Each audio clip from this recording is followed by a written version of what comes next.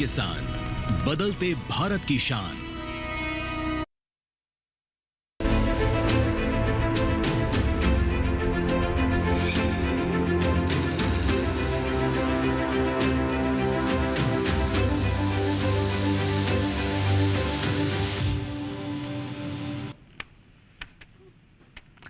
नमस्कार, आप देख रहे हैं दूरदर्शन किसान। मौसम खबर में आप सभी का स्वागत है। मैं हूं आपके साथ ज्योत्सना। मौसम खबर में जानेंगे कहां होगी बरसात, कहां रहेगा मौसम साफ, कैसी रहेगी तापमान की स्थिति, साथ ही किसानों के लिए देंगे कृषि सलाह भी। लेकिन आइए शुरुआत करते हैं आज की 5 बड़ी खबरों के साथ, जिसमें सबसे पहले हम आपको जानकारी देने वाले हैं बिहार के बारे में। यहां पर भारी बारिश का ऑरेंज अलर्ट जारी किया गया है मौसम विभाग द्वारा। सौराष्ट्र और कच्छ की अगर बात करें तो यहां पर भी भारी बरसात का ऑरेंज अलर्ट जारी है। इसके बाद अब बारी आती है उप हिमालय, पश्चिम बंगाल, सिक्किम की, तो यहां पर भारी बारिश के आसार हैं। इसके साथ ही अब आइए बात कर लेते हैं तटीय आंध्र प्रदेश की, तो यहां पर भी भारी बारिश के साथ चल सकती हैं तेज हवाएं। और अंत में बात कर लेते हैं हम यहां पर पूर्वी उत्तर प्रदेश की, तो यहां पर अधिकतर इलाकों में तेज बरसात की संभावना जताई जा रही है। ये तो थी आज की 5 बड़ी खबरें। इसके साथ ही आइए रुक कर लेते हैं हमारी एआई एंकर भूमिका और उनसे मौसम अलर्ट यानी कि मौसम विभाग द्वारा कौन कौन से राज्यों के लिए चेतावनी जारी की गई है उसके बारे में विस्तार से जानकारी लें।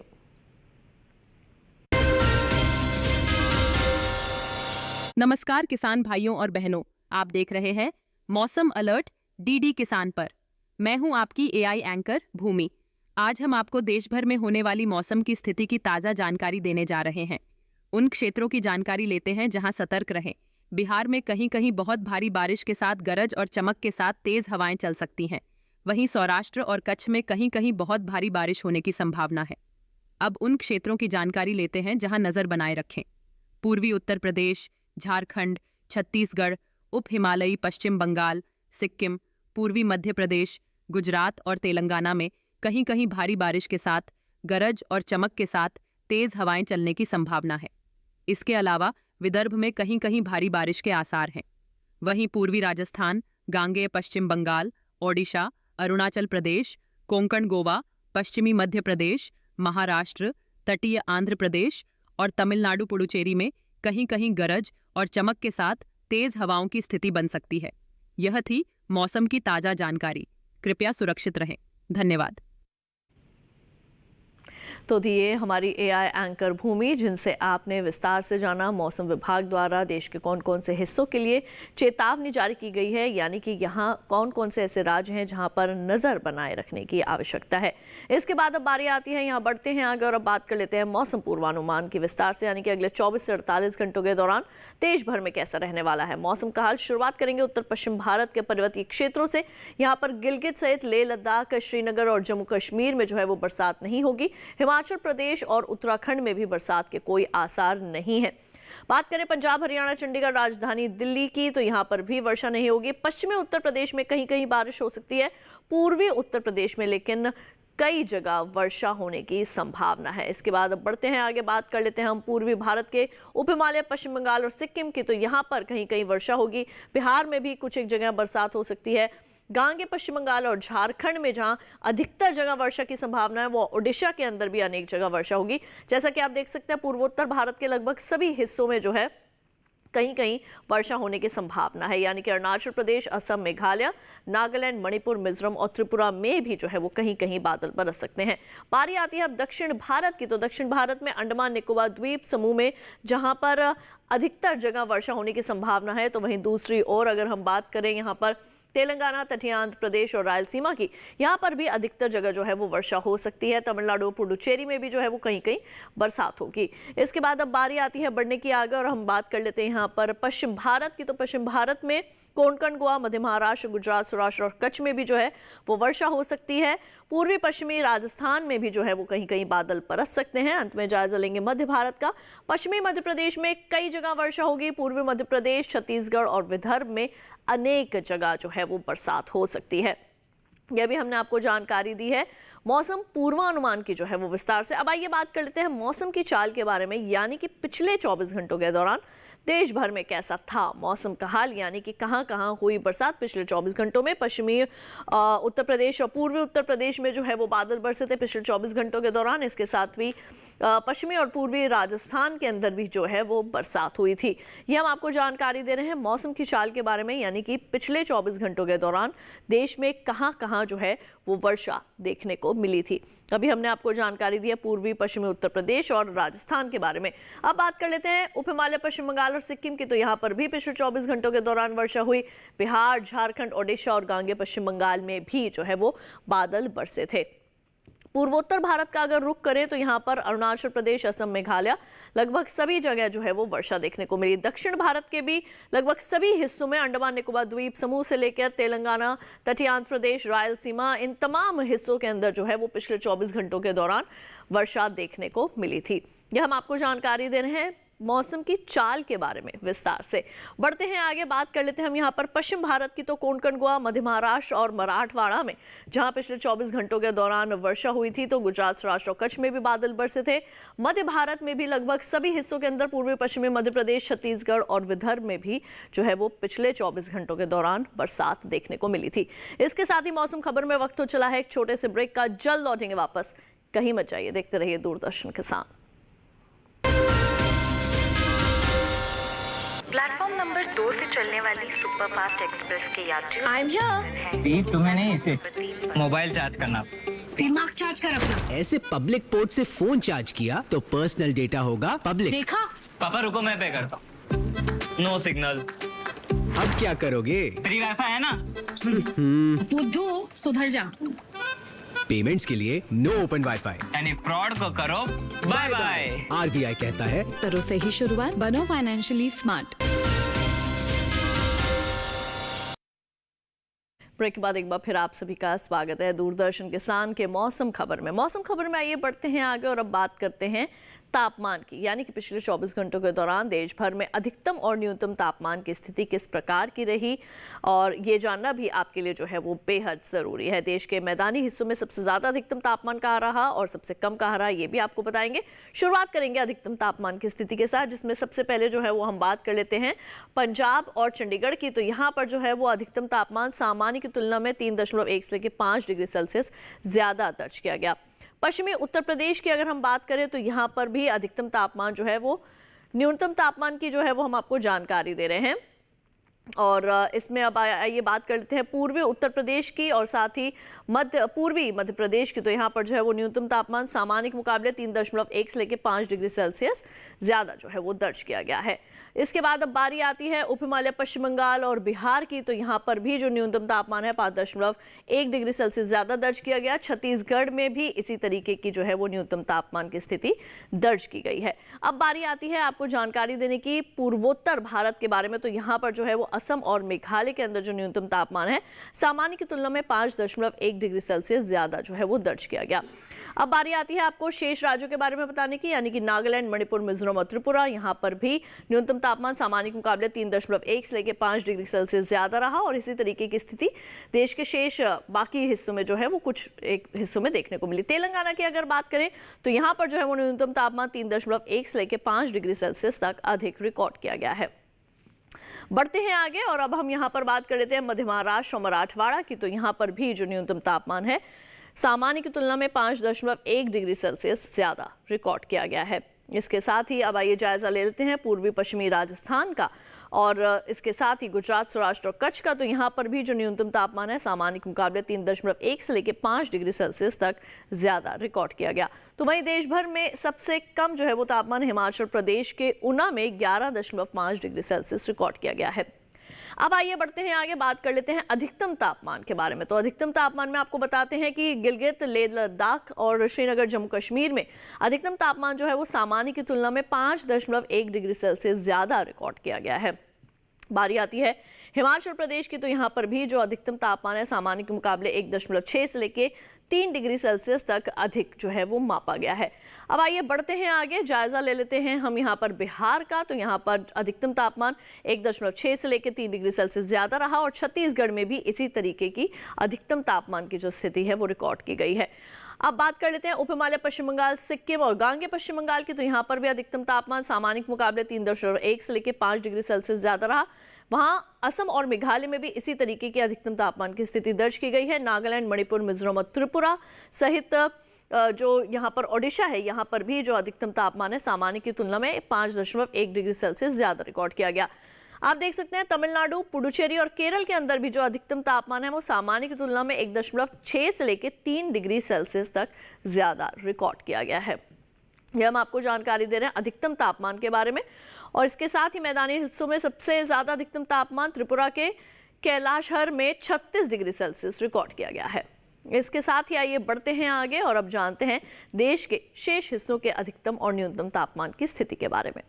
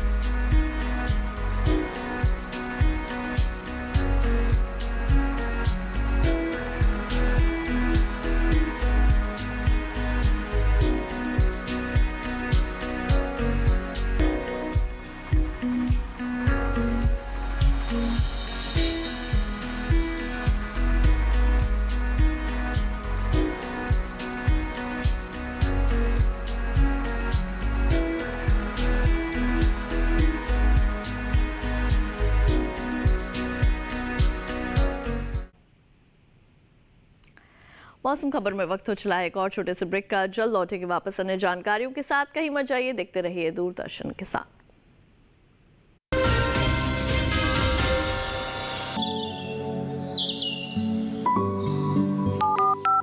हेलो, कार्यक्रम के पहले कॉलर जुड़ गए हैं।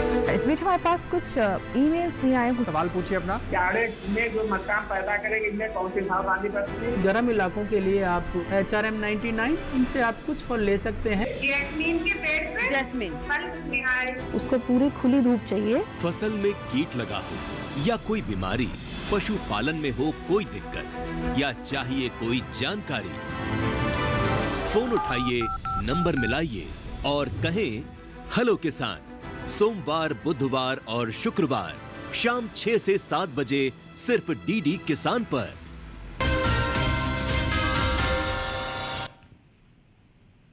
ब्रेक के बाद एक बार फिर आप सभी का स्वागत है दूरदर्शन किसान के मौसम खबर में। मौसम खबर में आइए बढ़ते हैं आगे और एक बार फिर से रुक कर लेते हैं हमारी एआई एंकर भूमिका और उनसे देश के अलग अलग शहरों की वायु गुणवत्ता का हाल जानते हैं।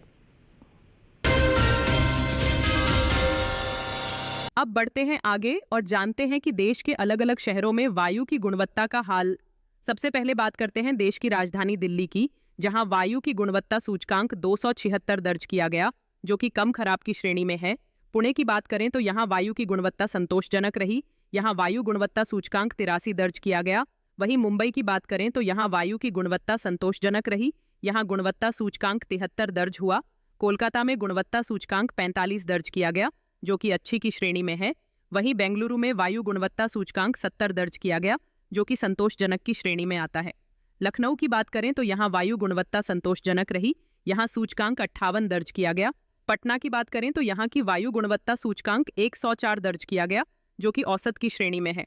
वहीं हैदराबाद में गुणवत्ता सूचकांक 56 दर्ज हुआ, जो संतोषजनक की श्रेणी में आता है।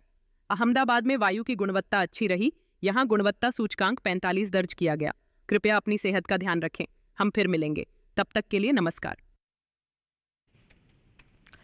तो ये थी हमारी एआई एंकर भूमि, जिनसे आपने देश के अलग अलग शहरों की वायु गुणवत्ता का हाल जाना। और इसी श्रेणी में आइए बढ़ते हैं आगे और अब बात कर लेते हैं पर्यटन पूर्वानुमान की, यानी कि देश में आप कहां कहां जा सकते हैं, वहां पर अगले 4 दिनों का मौसम का हाल किस प्रकार का रह सकता है और अधिकतम और न्यूनतम तापमान की स्थिति किस तरह की रहने सकती है। शुरुआत करते हैं हम यहाँ पर लेह लद्दाख से। तो यहाँ पर गुरुवार से लेकर रविवार तक जो है वो मौसम आपको साफ मिलेगा। अधिकतम तापमान में काफी उतार चढ़ाव है, जैसे कि हम देख सकते हैं 14 डिग्री सेल्सियस होगा गुरुवार को, 13, 11 और 10 डिग्री सेल्सियस रविवार तक पहुंचते पहुंचते 1-1, 2-2 डिग्री की जो है वो गिरावट आती रहेगी अधिकतम तापमान में। न्यूनतम तापमान -2 डिग्री सेल्सियस रहेगा गुरुवार और शुक्रवार को। और इसके साथ ही बढ़ते हैं आगे और अब बात कर लेते हैं हिमाचल प्रदेश के कुल्लू की। तो यहाँ पर भी जो है वो मौसम आपको साफ मिलेगा अगर आप वहाँ का रुख करना चाहते हैं तो। अधिकतम तापमान 23, 24 और 26 डिग्री सेल्सियस। न्यूनतम तापमान गुरुवार को होगा 11 डिग्री सेल्सियस। शुक्रवार से लेकर रविवार तक यहाँ पर न्यूनतम तापमान रहेगा 9 डिग्री सेल्सियस। और इसी के साथ आइए बढ़ते हैं आगे और रुख कर लेते हैं हमारे अगले शहर का, जिसमें शामिल है हमारा अगला शहर जो है वो हम आपको जानकारी देंगे अब अल्मोड़ा के बारे में, उत्तराखंड के। तो यहाँ पर जो है वो अगर आप मौसम की स्थिति जानना चाहें तो मौसम तो है जो आपको साफ मिलेगा अगर आप यहाँ का रुख कर रहे हैं। अधिकतम तापमान 25 डिग्री सेल्सियस होगा गुरुवार को, 26 डिग्री सेल्सियस शुक्रवार और शनिवार को, और रविवार को होगा 27 डिग्री सेल्सियस। न्यूनतम तापमान पर अगर नजर डालें तो चारों ही दिन न्यूनतम तापमान यहाँ पर एक जैसे बने रहेंगे, यानी कि 10 डिग्री सेल्सियस अल्मोड़ा का न्यूनतम तापमान देखने को मिल सकता है। अब बात कर लेते हैं अमृतसर की। गुरुवार को तो यहाँ पर बादल छा सकते हैं। शुक्रवार से लेकर रविवार तक जो है वो यहाँ पर मौसम आपको बिल्कुल साफ मिलेगा। अधिकतम तापमान चारों ही दिन एक जैसे बने रहेंगे, यानी कि 29 डिग्री सेल्सियस। न्यूनतम तापमान 16 डिग्री सेल्सियस होगा गुरुवार और शुक्रवार को। शनिवार और रविवार को 1 डिग्री की गिरावट आ सकती है न्यूनतम तापमान में, जो कि हो जाएगा 15 डिग्री सेल्सियस। पर्यटन पूर्वानुमान में जो है वो बढ़ते हैं आगे और अब बात कर लेते हैं हम यहाँ पर मथुरा की। तो यहाँ पर गुरुवार को जो है वो बादल छाए रह सकते हैं, कभी धूप निकलेगी कभी बादल छा सकते हैं। शुक्रवार से लेकर रविवार तक यहाँ पर थोड़ा कोहरा आपको या कोहरे की स्थिति देखने को मिल सकती है, या कहें कि बादल भी छा सकते हैं। अधिकतम तापमान 30 डिग्री सेल्सियस गुरुवार को, शुक्रवार से लेकर रविवार तक 31 डिग्री सेल्सियस। न्यूनतम तापमान 19 और 18 डिग्री सेल्सियस के इर्द गिर्द ही आपको देखने के लिए मिल सकता है। अब बात कर लेते हैं यहाँ पर गुवाहाटी की। आप देख सकते हैं गुरुवार से लेकर रविवार तक यहाँ पर बिजली की चमक के साथ जो है वो तेज वर्षा होने की संभावना। अगर आप वहाँ का रुख कर रहे हैं या फिर अगर आप वहाँ पर रहते हैं तो तमाम जो है वो आप वहाँ पर सावधानियां जरूर बरतें। अधिकतम तापमान 33, 32, 30 और 29 डिग्री सेल्सियस। न्यूनतम तापमान 23 और 24 डिग्री सेल्सियस के आसपास ही जो है वो आपको देखने के लिए मिल सकता है। यह हमने आपको जानकारी दी है गुवाहाटी के बारे में। कोहिमा की अगर बात करें तो यहाँ पर गुरुवार से लेकर रविवार तक बादल छाए रह सकते हैं, कभी धूप निकलेगी तो कभी बादल भी आपको देखने के लिए मिल सकते हैं। अधिकतम तापमान 27, 26 और 25 डिग्री सेल्सियस रह सकता है। न्यूनतम तापमान 17 डिग्री सेल्सियस, 16 डिग्री सेल्सियस और 15 डिग्री सेल्सियस। कहा जा सकता है कि 1-1 डिग्री की गिरावट जो है वो न्यूनतम तापमान में देखने के लिए मिल सकती है। हमने आपको अभी जानकारी दी है कोहिमा के बारे में। इसके साथ ही रुख कर लेते हैं अब दक्षिण भारत का। तो केरल के कोची की अगर बात करें तो गुरुवार से लेकर शनिवार तक यहाँ पर जो है वो बिजली की चमक के साथ तेज वर्षा होने की संभावना है। रविवार को यहाँ पर बादल छाए रह सकते हैं। अधिकतम तापमान चारों दिन एक जैसे बने रहेंगे, यानी कि 29 डिग्री सेल्सियस। न्यूनतम तापमान में भी फिलहाल के लिए फेर बदल नहीं है, यानी कि चारों ही दिन एक जैसे बने रहेंगे। 23 डिग्री सेल्सियस पे यहाँ का न्यूनतम तापमान कोची का रह सकता है। अब आपको जानकारी देते हैं हम राजस्थान के माउंट आबू के बारे में। गुरुवार को तो यहाँ पर बिजली की चमक के साथ तेज वर्षा होने की संभावना है। शुक्रवार और शनिवार को यहाँ पर बादल छाए रह सकते हैं। रविवार को यहाँ पर एक बार फिर से जो है वो मौसम खुलने की उम्मीद है। अधिकतम तापमान अगर देखें तो गुरुवार से लेकर शनिवार तक होगा 25 डिग्री सेल्सियस। रविवार को हो जाएगा 35 डिग्री सेल्सियस। न्यूनतम तापमान अगर देखें तो 14 डिग्री सेल्सियस रहेगा और उसके बाद हो जाएगा 15 डिग्री सेल्सियस। भोपाल की अगर बात करें तो गुरुवार को यहाँ पर जो है वो कोहरे की स्थिति या बादल की स्थिति कह सकते हैं। शुक्रवार और शनिवार को भी यहाँ पर बदली छाई रहेगी। रविवार को यहाँ पर मौसम खुल सकता है। अधिकतम तापमान 32, 30, 28 और 22 डिग्री सेल्सियस। न्यूनतम तापमान 22, 23 और 29 डिग्री सेल्सियस के आसपास ही जो है वो आपको भोपाल का तापमान जो है वो हमने आपको बताया कि कैसा रह सकता है आगे। तो यहाँ पर हमने आपको जानकारी दी है कि अगले 4 दिनों में किस तरीके का जो है वो मौसम का हाल रह सकता है। पर्यटन पूर्वानुमान द्वारा हमने आपको जानकारी दी। अब आइए खेती किसानी के लिए रुख कर लेते हैं हमारे एआई एंकर कृष का और उनसे लेते हैं कुछ खास जानकारियां।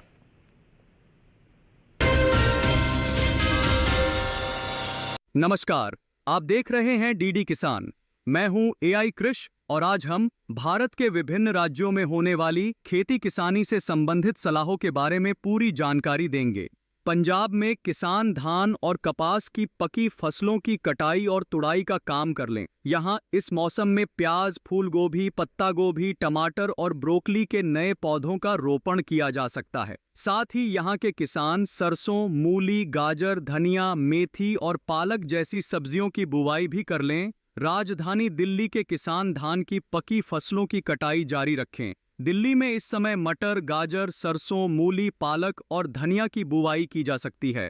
साथ ही यहाँ के किसान फूल गोभी, पत्ता गोभी, ब्रोकली और टमाटर के नए पौधों का रोपण कर लें। उत्तर प्रदेश के पश्चिमी उत्तर प्रदेश के किसान धान की पकी फसलों की कटाई कर लें। वहीं पूर्वी उत्तर प्रदेश के किसान धान की पकी फसलों की कटाई का काम कर लें। राजस्थान में किसान बैंगन की नर्सरी लगा लें। यहाँ के किसान इस मौसम में काबुली चना और जौ की बुवाई शुरू कर दें।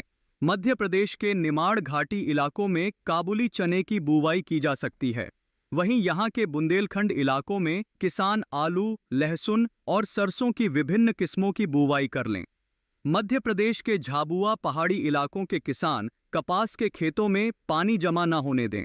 गुजरात में किसान धान, मूंगफली, सोयाबीन, उड़द, मूंग, तिल और मक्का की पकी फसलों की कटाई का काम कर लें। साथ ही यहाँ के किसान टमाटर, बैंगन, मिर्च, भिंडी और खीरे की पकी पौध की तुड़ाई का काम भी कर लें। इसी तरह कृषि और किसानों से जुड़ी हर महत्वपूर्ण जानकारी के लिए हमारे साथ जुड़े रहिए और देखते रहिए डीडी किसान। धन्यवाद। तो ये थे हमारे एआई एंकर कृष, जिनसे हमने खेती किसानी से संबंधित कुछ खास बातें जानी। इसके साथ ही आइए रुक कर लेते हैं भारत मौसम विज्ञान विभाग पुणे की हमारे विशेषज्ञ डॉक्टर आशा लटवाल जी का, और जानते हैं कि वो हमारे किसानों के लिए कृषि से संबंधित क्या सलाह देना चाहती हैं। आंध्र प्रदेश में भारी वर्षा के दौरान मूंगफली और मक्का की फसल की कटाई स्थगित रखें और पहले से कटी हुई फसल को सुरक्षित स्थानों पर संग्रहित करें। धान, मक्का, अरहर, उड़द, मूंग, मूंगफली, हल्दी, अदरक एवं सब्जियों के खेतों तथा केले, नारियल और सुपारी के बागानों से अतिरिक्त जल की निकासी करें। जब तक मिट्टी में नमी इष्टतम स्तर पर ना पहुंच जाए, तब तक रबी फसलों जैसे कि मक्का, बंगाल चना इत्यादि की बुआई ना करें। तेलंगाना में कपास की परिपक्व फसल की तुरंत चुनाई करें तथा उपज को सुरक्षित स्थानों पर संग्रहित करें। खेतों में रखी हुई मक्का और सोयाबीन की पहले से कटी हुई फसल को तिरपाल से ढक दें या फिर किसी सुरक्षित स्थान पर स्थानांतरित करें। धान, कपास, अरहर, मूंग, मूंगफली, हल्दी और सब्जियों के खेतों से अतिरिक्त जल की निकासी हेतु उचित व्यवस्था करें। तमिलनाडु में धान और मूंगफली की परिपक्व फसलों की कटाई केवल साफ मौसम के दौरान ही करें और धान तथा मूंगफली की कटी हुई उपज एवं तोड़े गए केले के गुच्छों को सुरक्षित स्थानों पर संग्रहित करें। धान, गन्ना, कपास, उड़द, मक्का एवं सब्जियों के खेतों तथा नारियल, केले और काली मिर्च के बागानों में अतिरिक्त जल की निकासी हेतु उचित व्यवस्था करें।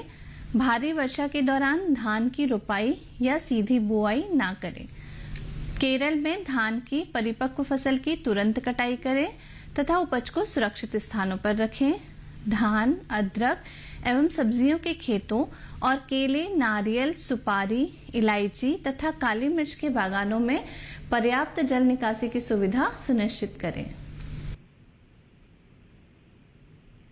तो अभी आपने भारत मौसम विज्ञान विभाग पुणे की विशेषज्ञ डॉक्टर आशा लटवाल जी से तमाम सलाह कृषि से संबंधित हासिल की।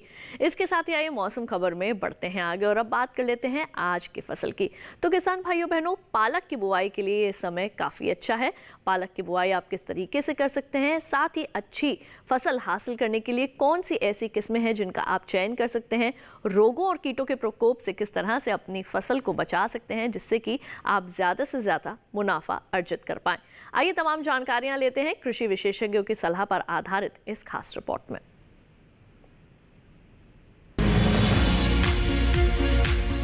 इस समय पालक की बुआई की जा सकती है। पालक को मैदानी और पहाड़ी दोनों क्षेत्रों में बोया जा सकता है। वैसे तो इसे किसी भी प्रकार की मिट्टी में बोया जा सकता है, फिर भी दोमट मिट्टी इसके लिए सर्वोत्तम मानी जाती है। अलग अलग राज्यों के लिए अलग अलग किस्में हैं। किसान वैज्ञानिकों से सलाह लेकर बीज का चुनाव कर सकते हैं। अच्छी नमी से बुआई करने पर तुरंत सिंचाई की जरूरत नहीं पड़ती। फिर भी बुआई के 8 से 10 दिन बाद सिंचाई करना आवश्यक है। इसके बाद 10 से 15 दिन के अंतराल पर सिंचाई करते रहें। पत्तियों की हर कटाई के बाद सिंचाई करना ना भूलें। खरपतवार नियंत्रण के लिए बोने के 15 से 20 दिन बाद पहली निराई गुड़ाई कर दें। पालक के लिए 2 से 3 बार निराई गुड़ाई करनी चाहिए। पत्तेदार सब्जियों में आमतौर पर बीमारी नहीं लगती। फिर भी अगर बीमारी लग जाए तो कटाई के बाद दवा छिड़कें ताकि पत्तियों पर दवाई का असर ना हो। वैसे पालक में सर्कोस्पोरा लीफ स्पॉट और डंपिंग ऑफ जैसी बीमारियों की आशंका रहती है। लीफ माइनर, चैंपा, माहू और इल्ली जैसे कीट पालक की पत्तियों को नुकसान पहुंचा सकते हैं। बचाव के लिए विशेषज्ञों की सलाह पर उचित दवाएं छिड़कें। ध्यान रखें कि फसल में किसी भी प्रकार की दवा का छिड़काव करने से पहले कृषि विशेषज्ञों से सलाह जरूर लें। पालक की 1 हेक्टेयर में 80 से 100 क्विंटल तक पैदावार होती है। इसे कई बार काटा जा सकता है। तो अभी आपने विस्तार से जाना कि किस तरह से आप कर सकते हैं पालक की बुवाई और कैसे आप ज़्यादा जो है वो इसकी पैदावार हासिल कर सकते हैं। इसके साथ ही हम उम्मीद करेंगे कि आज के मौसम खबर में जो भी जानकारियां आप तक पहुंचाई गई वो जानकारियां आपके ज़रूर काम आएंगी। लेकिन अगर कोई जानकारी आपसे रह गई है तो टीवी स्क्रीन पर दिखाए जा रहे इस QR कोड को आप स्कैन कर सकते हैं। इससे सीधे आप हमारे YouTube चैनल पर चले जाएंगे। वहाँ जाकर आप एक बार फिर से ले सकते हैं मौसम का हाल मौसम खबर के साथ। तो आज के लिए बस इतना ही। मुझे दीजिए इजाज़त। आप देखते रहिए दूरदर्शन किसान। रखिए अपना ख्याल। नमस्कार।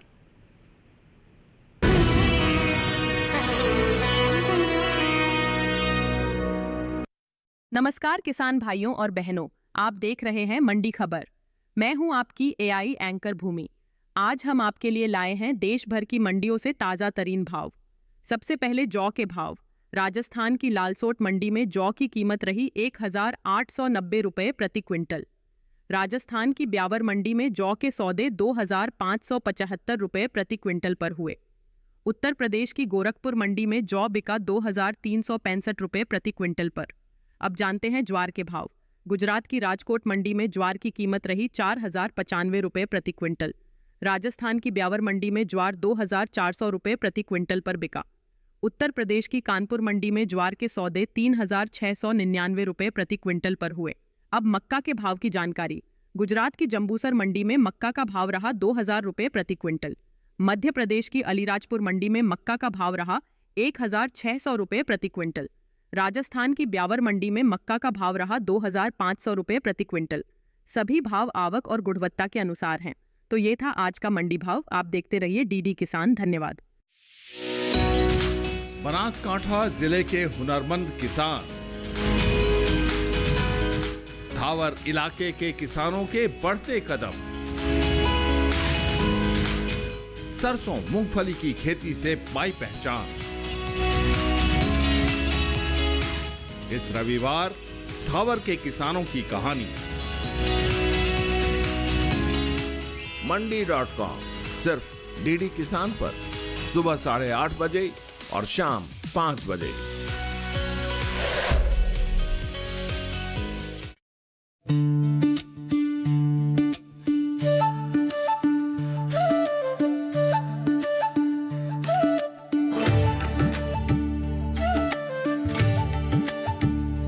मिट्टी सोना है यारों, सुन लो रे सारे, अपने ही हाथों से क्यों काटे दाम सारे। एकता का नारा लगाओ, FPO अपना बनाओ।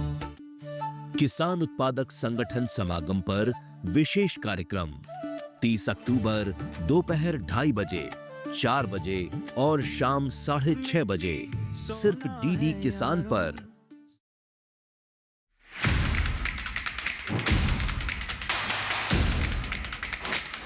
आज खास मुलाकात में खास शख्सियत हमारे साथ इस वक्त मौजूद हैं। उत्तराखंड सरकार के कृषि मंत्री श्री गणेश जोशी जी, हॉर्टिकल्चर की बात करें तो उत्तराखंड सरकार इस दिशा में क्या काम कर रही है? हॉर्टिकल्चर के क्षेत्र में मैं पूरे विश्वास के साथ कहना चाहता हूं, जिस प्रकार से नई तकनीक का हम प्रयोग कर रहे हैं, हम कश्मीर व हिमाचल के से हम आगे निकल जाएंगे। डिजिटल जो मिशन है उसको कैसे आगे बढ़ाया जा रहा है और प्रमुख लक्ष्य इसके कौन कौन से रखे गए? डिजिटल कृषि मिशन चल रहा है जो किसानों को नई तकनीक से सशक्त करने की दिशा में एक क्रांति है। खाद्य सुरक्षा के क्षेत्र में किस तरह से काम किया जा रहा है उत्तराखंड सरकार और आपका विभाग क्या काम कर रहे हैं? आज हमारी 18 से अधिक फसलों को जीआई टैग मिला है। किसान मजबूत होगा तो प्रदेश मजबूत होगा, देश मजबूत होगा। देखिए खास मुलाकात उत्तराखंड के कैबिनेट मंत्री श्री गणेश जोशी जी के साथ 2 नवंबर रविवार शाम 7 बजे सिर्फ दूरदर्शन किसान चैनल पर।